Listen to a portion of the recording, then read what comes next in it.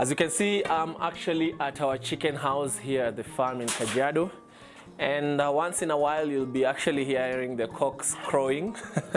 So I hope it won't affect the audio here or there. But today, if you're seeing me here, it means we're talking about something related to chicken. Now, based on some of the inquiries that we've gotten online, on our social media handles, some people are asking, is it better to have your eggs hatched by a broody hen? Or is it better just to use, told you, can hear that? Or is it better just to have an incubator so that you can actually use it to hatch your eggs? So in this particular episode, we'll be talking about the pros and cons of using broody hens and also using incubators. And I hope you'll learn a thing or two as we continue. For those people who are new here, this is Africa Farming, a channel focused on new generation farmers and new entrants in farming who are willing to learn new farming practices. So take a second or two to subscribe, hit on the notification bell so YouTube can always notify you whenever we have a new video released. And to our avid subscribers, asanteni sana for always making us grow. And right now we are on the milestone or the journey to get to our milestone of 10,000 subscribers. So if you've not yet subscribed, kindly just subscribe, because through that subscription, we'll be able to get to that milestone. Now let's get rolling. So what are some of the pros and cons of using both the broody hens and also the incubator to hatch your eggs? So now we'll start with the broody hens. Now, if you have broody hens, why should you prefer using broody hens as opposed to the incubators? Number one, when it comes to broody hens, there will be no need to collect and store eggs because the eggs themselves are actually stored well by the chickens. One thing about storage of eggs when you're waiting for all the eggs to be laid for hatching is that, sometimes they need to be turned here and there. And one of the factors that you have to consider is broody hens know how to turn those eggs naturally. So there will be no need to collect and store those eggs. Another advantage of using broody hens is that you don't need to monitor the temperature and humidity that your eggs are subjected to, because naturally, the way God made these broody hens is that they offer the best temperature and humidity for their eggs for optimum hatching, right? Just as I spoke in the first point, there is no need to worry about eggs being turned. Remember, if you don't turn your eggs, for those people using incubators, if you don't turn your eggs, the yolk sticks to the shell internally. So naturally, the eggs need to be turned at least once a day. So naturally for broody hens, when they sit on the eggs, they keep turning and turning and turning. And so basically that makes the yolk not stick to the shell itself. And in such a case, it increases the chances of hatching. Another thing, just on the same point of turning, also, for broody hens, you don't need to worry about ventilation, because the broody hen itself has a mechanism in which it ventilates the egg itself before it's hatched.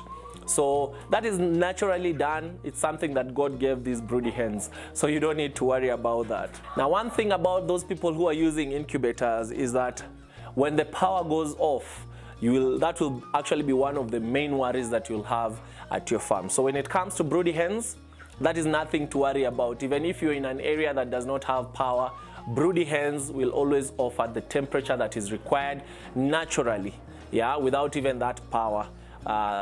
Whether there is power or a power outage, it does not matter. The broody hens will still provide the same temperature or rather the same warmth to the eggs that are being that are waiting to be hatched, right? So basically those are the pros when it comes to the broody hens. Now let's talk about the pros of the incubator. Now the first pro of having an incubator is that they are easy to obtain. You can actually go to a store, buy it, and bring it to your chicken farm and all that.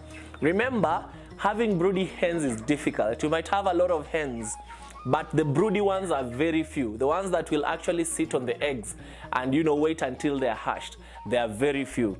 And getting even one out of a flock of 100 is actually something that you should thank God for, because you rarely get broody hens, especially when you're doing improved kienyeji and all that. It's so difficult to get broody hens.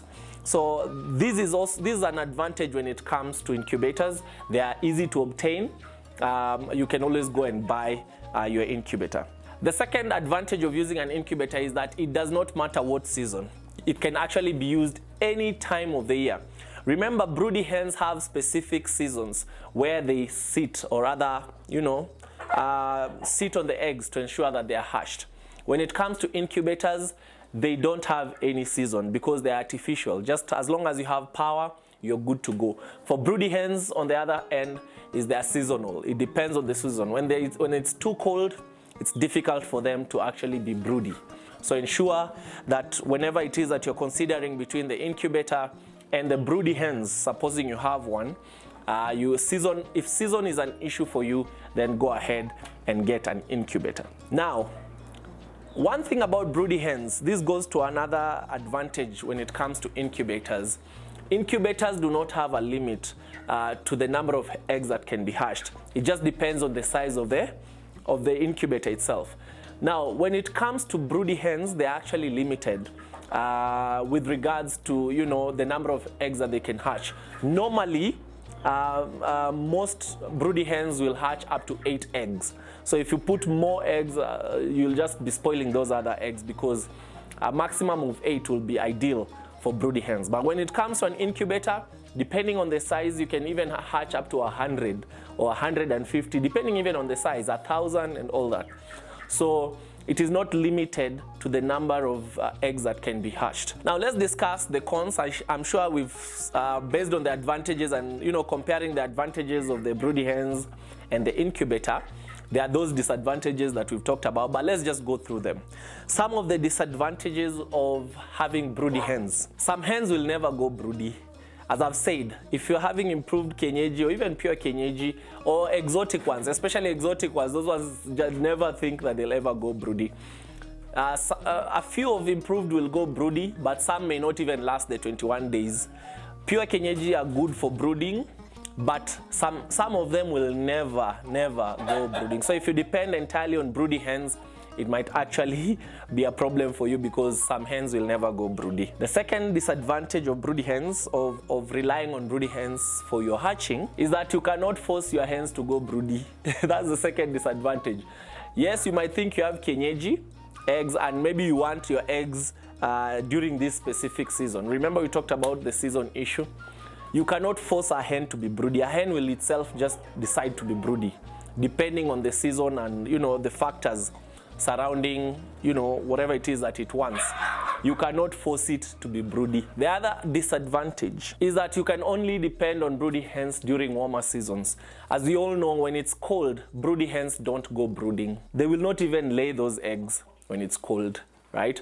I think they use the warmth, all the warmth and the calcium that they have to sustain themselves during those cold seasons. So most of the cold seasons, you'll not find a lot of eggs being laid, and as such, you might not find these particular hens being broody. That's why most people practice chicken farming in warmer areas. The other disadvantage is that for hens, you have a limited number of eggs to be hatched. Maximum mostly 8. If you want to increase that number, then you might be spoiling those eggs. If you put like 15 eggs in one broody chicken, some actually always hatch higher. There are chickens that hatch higher than others, but on average is always 8 that are for good production, basically, broody hens, right? You might have those that even get up to 12, 15, but those are in special circumstances. Normal broody hens will hatch up to 8, right, on average. So if you want 100 chicks at a go, then broody hens might not be the way to go, unless you have a lot of broody hens at the same time, right? But if you have only 1 or 2, then that will not be the solution for you when it comes to so many chicks being hatched. Another disadvantage of broody hens is that if you have a small farm or a small house, you might be disadvantaged, because broody hens like to be away from other chickens. They like their own privacy, they like their own peace. So you have to, specifically design an area for them.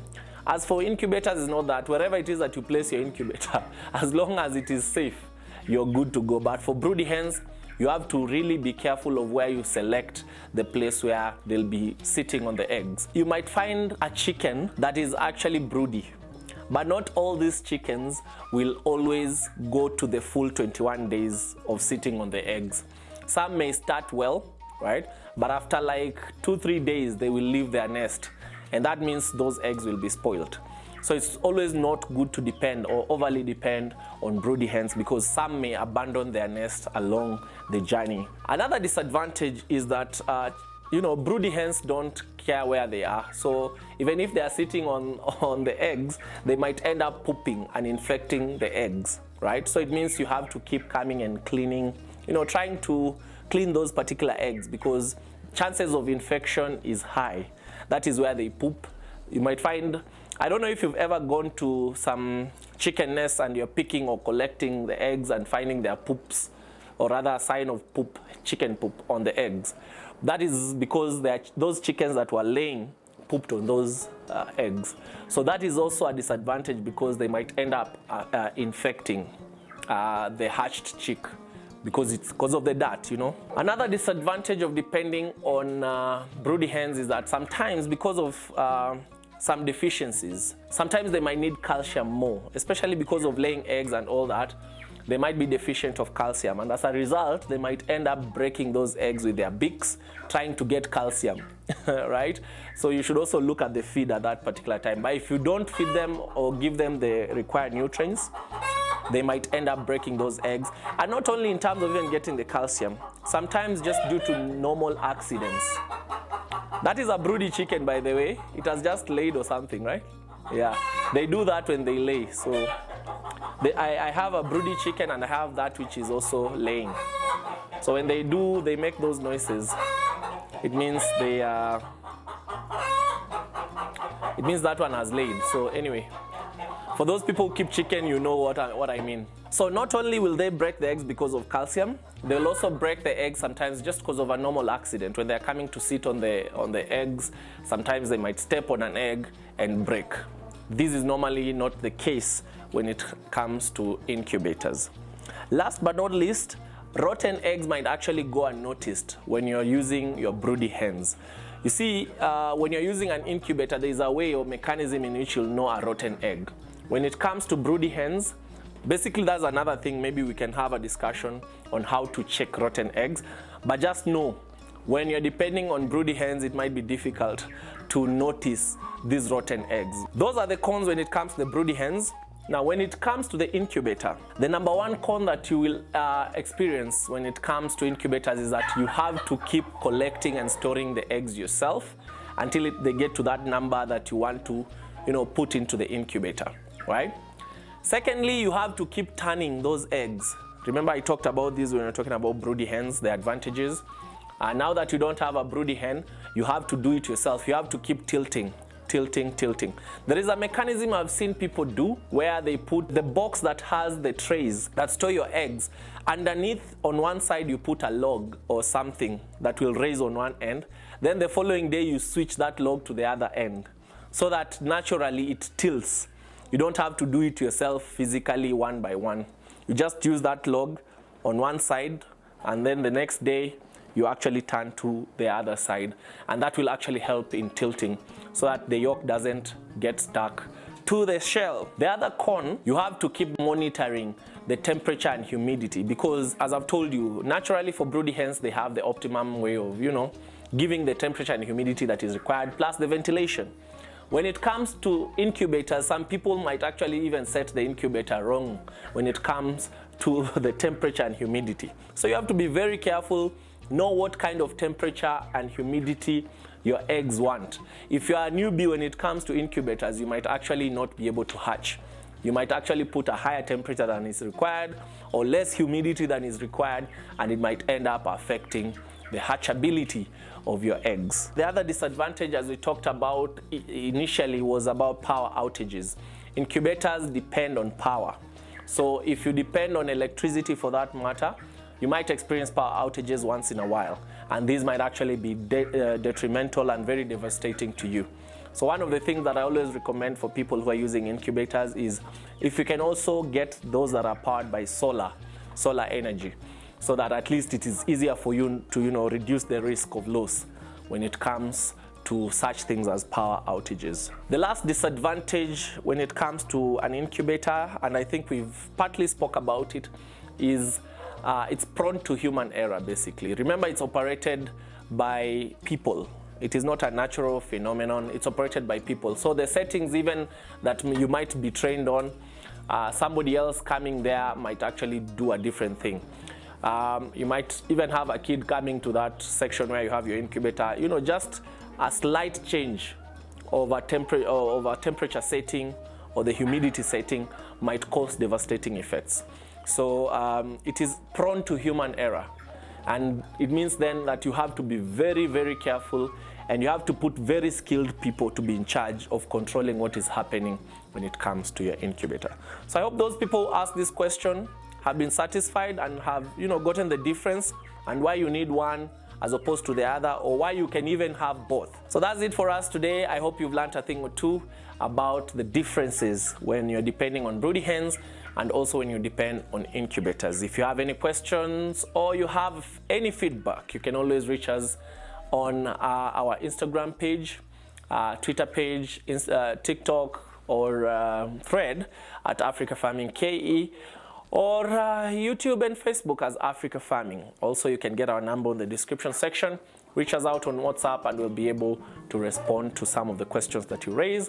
Or we'll appreciate also the feedback that you give. You can also go in the comment section. Let us know some of the things that you know about incubators and broody hens that we've not talked about. Otherwise, for now, is nothing but stay peaceful and stay woke, and always remember to changamka na ukulima. Bye bye, bye bye, bye bye. Asante sana. Hizi kuku.